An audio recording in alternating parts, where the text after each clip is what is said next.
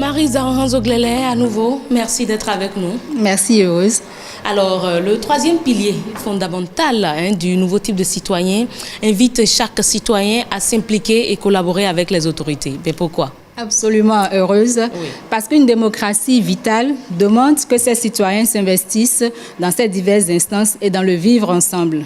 L'engagement est une condition essentielle de la vie collective et c'est ce qui définit le citoyen. Parce que l'un des critères de la citoyenneté, justement, c'est la participation à la vie collective.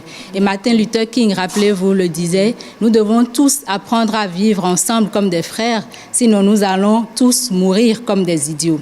Et donc, cet idéal d'une implication et de la collaboration du citoyen avec le pouvoir public est la consécration du caractère nouveau du citoyen béninois. Ce qui fait que le citoyen ou la citoyenne n'est plus passive ou passive, mais elle devient actrice du développement de sa localité. Elle devient un coproducteur du développement et de la démocratie. Donc, il apporte aux gouvernants des approches subjectives, des idées qui peuvent aider à relever les défis de la démocratie et du vivre ensemble. En réalité, c'est le citoyen qui est le premier consommateur de la gouvernance. Il est donc à même de se rendre compte de ce qui ne va pas, des irrégularités et des impairs de ce que font les gouvernants. Et il doit pouvoir s'impliquer et collaborer avec les autorités pour apporter des solutions.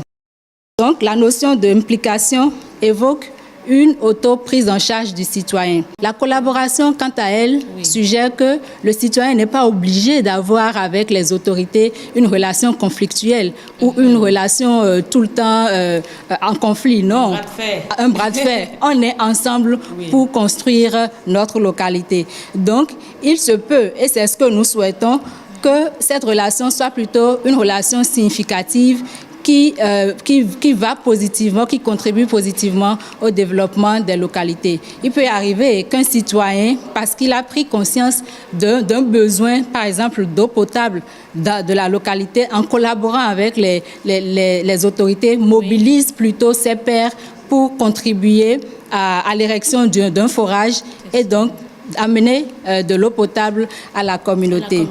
Définitivement, donc, le citoyen de type nouveau ne peut se contenter de n'avoir que des droits à revendiquer.